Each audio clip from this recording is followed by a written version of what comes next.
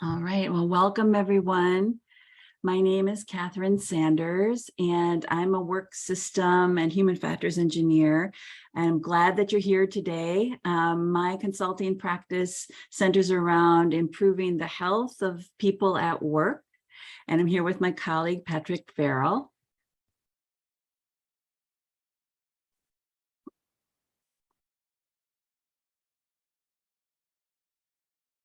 Sorry, the dreaded, you're muted.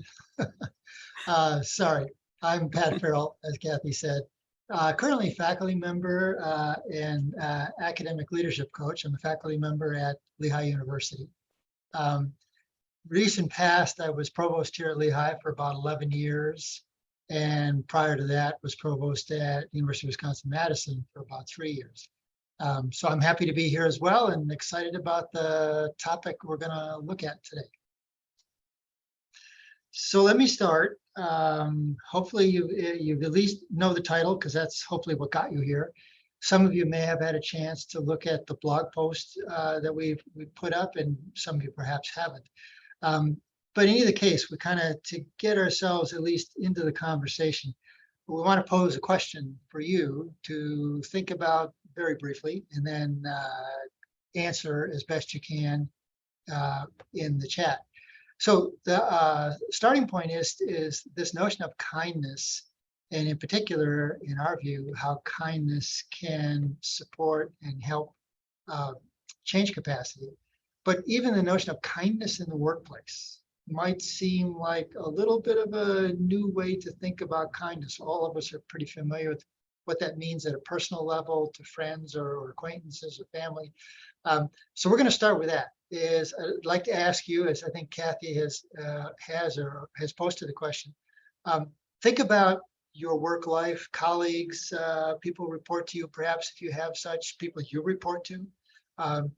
And with a sentence or so, jot down for us in the chat what kindness looks like at work for you.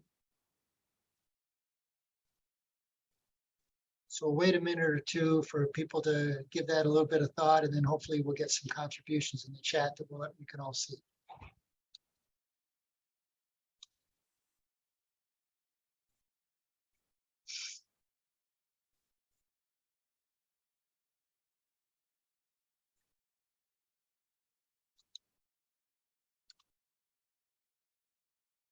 Okay, we have a response.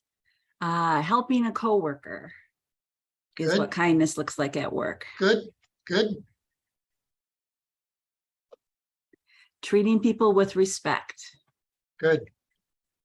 Another one related: respectful, considerate, warm, and judgmental. Flexibility and trust.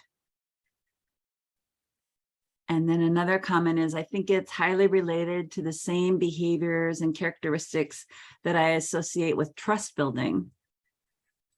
Mm-hmm. Yeah. And then another comment, not being judgmental. So we're seeing a lot of things. Some of these probably we could connect with our personal experience with kindness in other places that is not necessarily at work. But I think you're also seeing some attributes that you all are naming that may seem like they're even more important in work settings when we think about kindness and some of the characteristics. So let me follow that. Whatever you're. Oh, sorry. Pat, go ahead. I want to share a couple more. Yeah. A couple more thoughts. Appreciation, gratitude, responsiveness, and being helpful.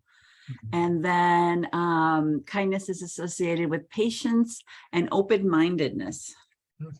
Yeah, I like all really good. I like the appreciation one. Often something high-achieving people kind of cruise past and assume it isn't very important, but it's really important. So that's a good one.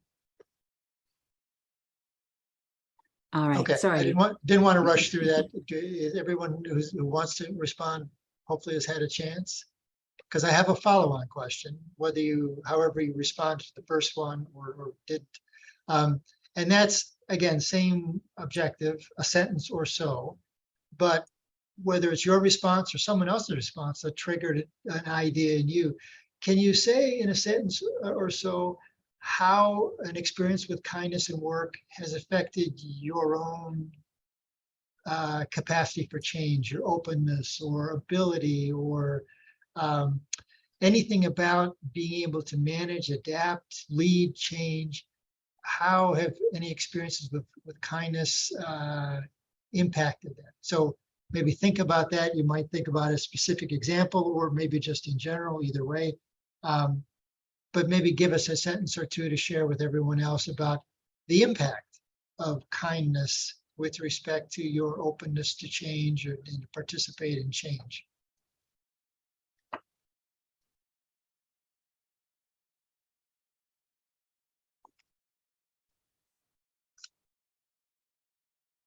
So increased security and safety, where it's okay to make mistakes. I like it. It reminds me of an earlier comment about trust.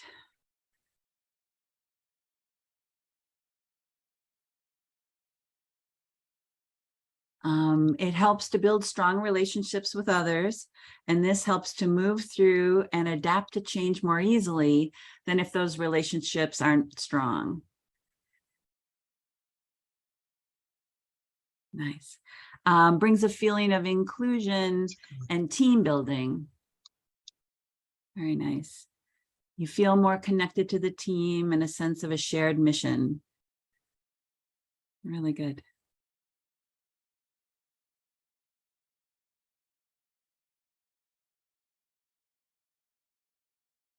Would anyone else like to share how kindness has, here we got another one. Kindness has changed a culture that was fearful and rigid. People started communicating more, participating more, and started treating others with respect. Really nice. It's so, it is like a contagion, right? In a good way. As I'm seeing a lot of kind of that notion of increased respect. And I'll echo my own experience with a couple of them, but particularly the one about increased security and safety.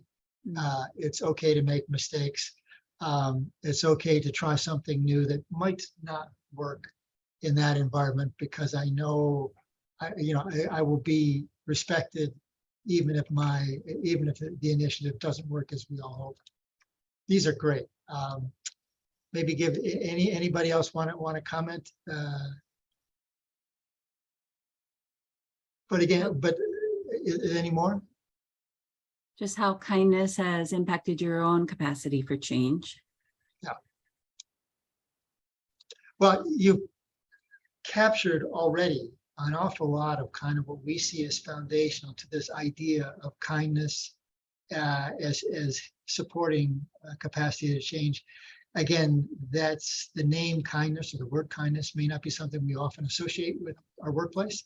And yet, when we begin to sort of articulate some of the characteristics of kindness, which you did in the first question, and then how those things actually impact how we feel about our coworkers, about things we're asked to do, about ideas, about taking risk, about feeling respected and appreciated, whether or not some of those ideas actually work out.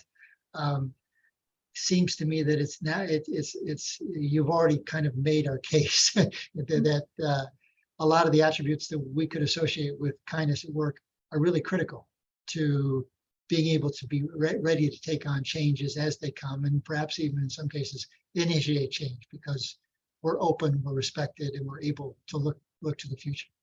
So great foundation. I'll turn it back to Kathy to talk a little bit more detail about some of the things that we might think about that go into this notion of kindness.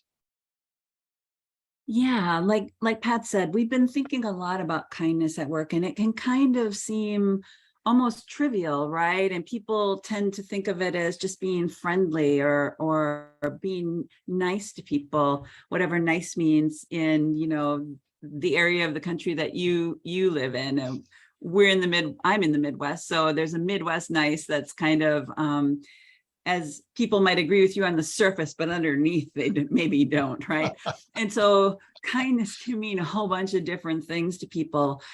But when Pat and I talk about it, we're actually talking about some very practical things, more than a mindset. So the first one is to recognize human capacities.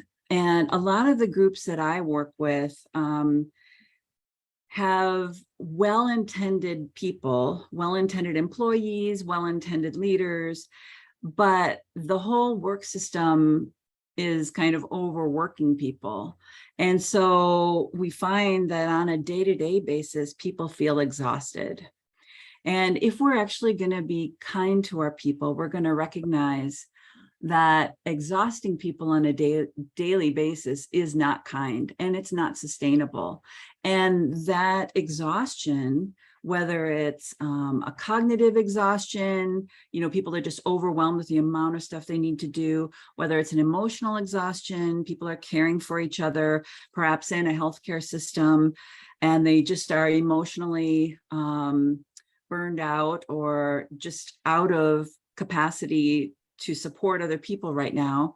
Whether it's a creative exhaustion, people have just been pushing too hard for too long, whether it's physical or social, whether it's just that they just don't have time to engage, or they have too many commitments that are at the same time. Those kinds of daily work pressures, I think many of us just take for granted that that's what work is. Work is exhausting, work is overwhelming, but it doesn't have to be that way. So if we want to think about kindness in practice, it's actually creating workloads for our people that are sustainable, where we don't exhaust people so that they have some sort of capacity to engage with change when we need them to, right?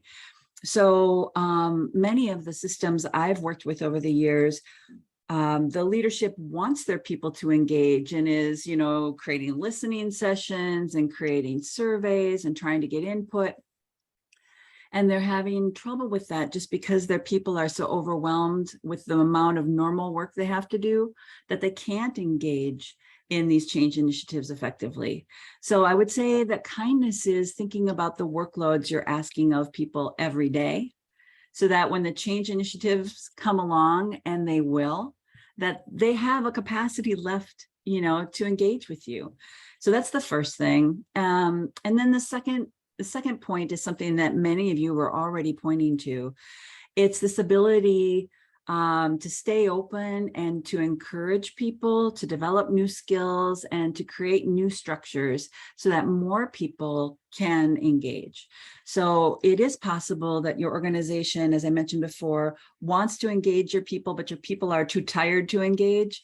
Or it's also possible that an organization might not be asking everyone to engage in a way that feels safe or where they feel heard. Right. And so those are the two kinds of practical topic areas that Pat and I see in kindness. I want to build a little bit on the second one that Kathy talked about, this notion of, in some sense, we could say if we had a great foundation in our organizations, then the opportunities for us all to sort of feel like we were supported, we could be creative, that would be welcomed, our ideas would be appreciated, not always acted on. I mean, just because I love my ideas doesn't mean they're the best ones, but I'd be appreciated for having them and putting on the table and taking the risk of having others comment, that's great, or wow, I'm not so sure that's going to work.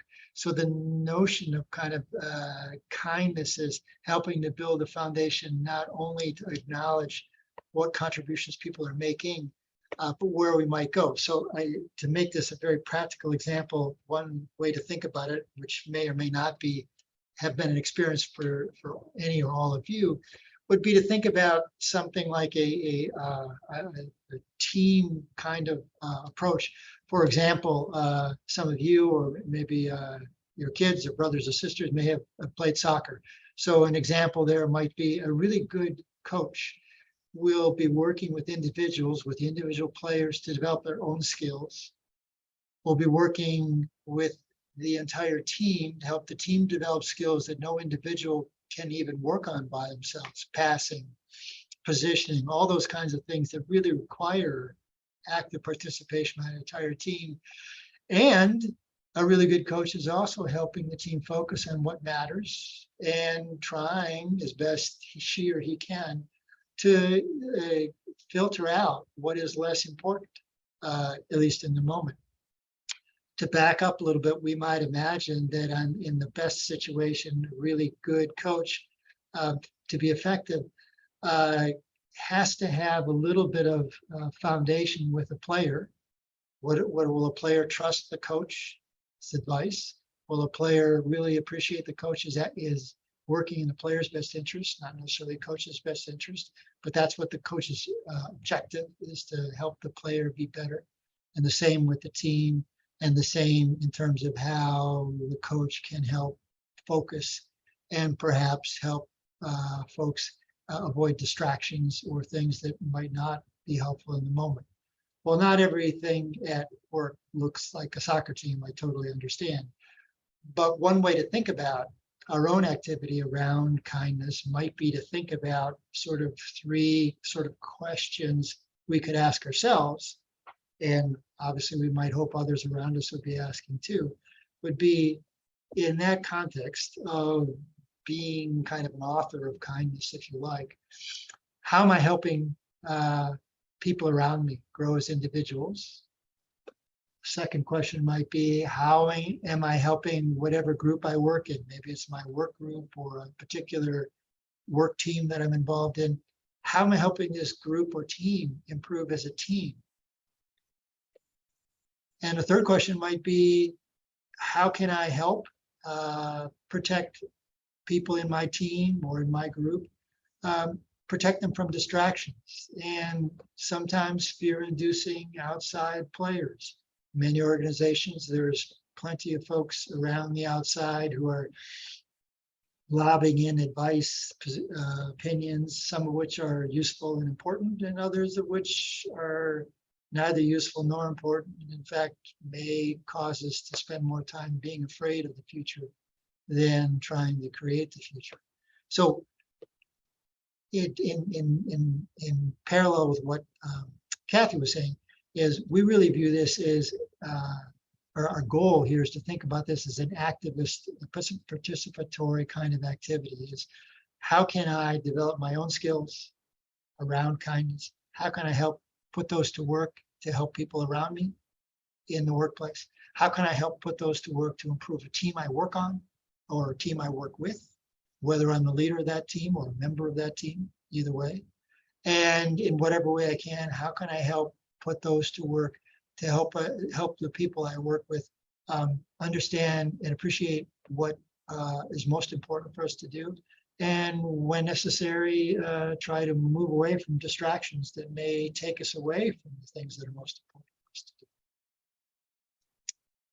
So those are, so when we think about practical, those are the kinds of things we think about, is what kinds of things could we do that actually would make that happen. So I, again, open to comments, questions. You saw the questions and Kathy typed them into the chat. So I'd really like to hear from many of you about kind of experiences you might have had in this regard, but also things you think should be on this short list of things you can do in your environment that maybe we didn't list. So we're interested in hearing, perhaps you've had an experience that says, well, I've got a thing that's none of those things, but it's really, I think it's really important in this notion of kindness creating capacity. So please, let's take a few minutes and be happy to get some contributions from you if you can share them.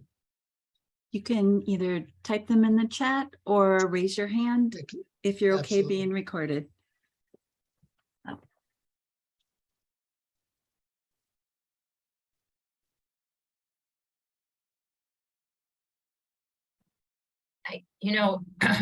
It's interesting.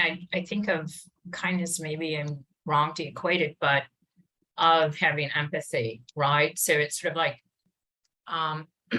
I understand this, or I'm not here, I'm not in your shoes, but let's, together is better than individuals, Mhm. especially when you're thinking of things that are change.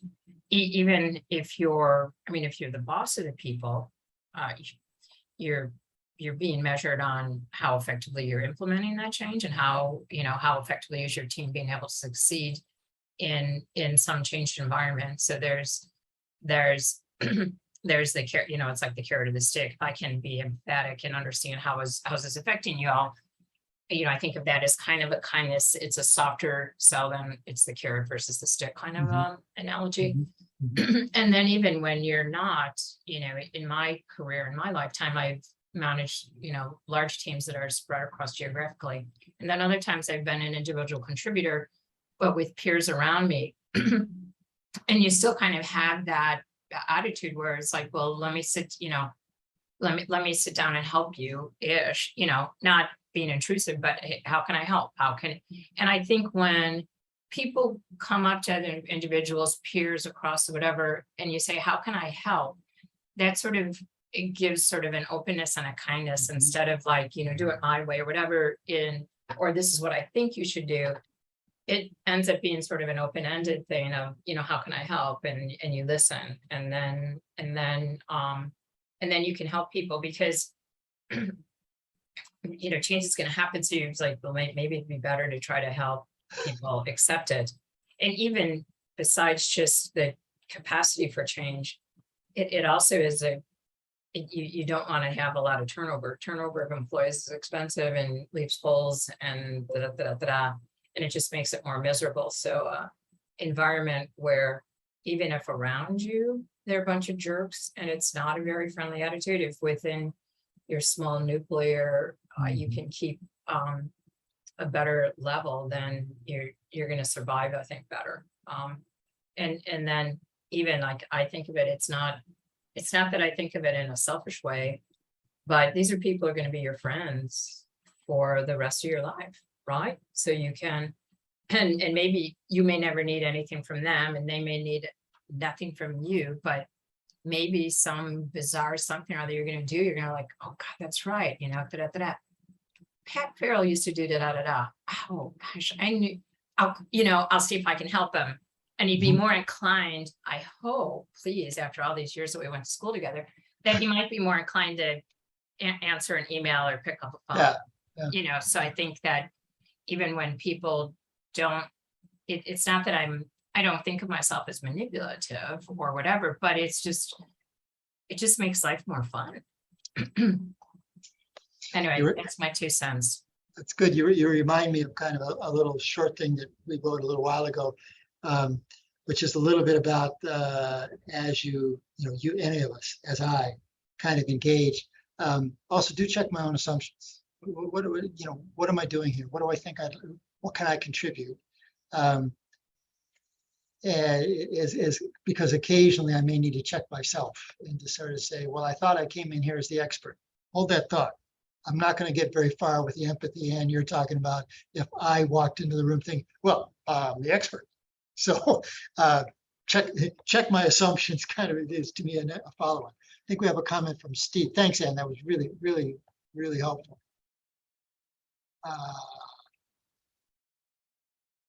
Steve, you got to tell me what WIFIIFM is.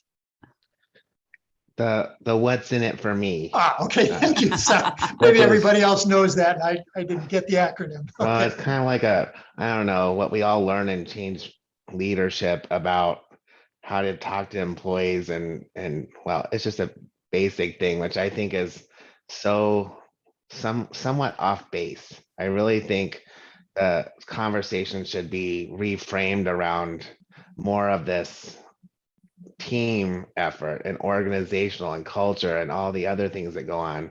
And I really like the word empathy. I love that Ann brought that up, because I think that's totally fundamental to the conversation too. And it seems like it's some organizations that's, if not a norm, at least commonplace. Other organizations, it's almost socially unacceptable. We're competitive, we're whatever attributes or adjectives you like to say.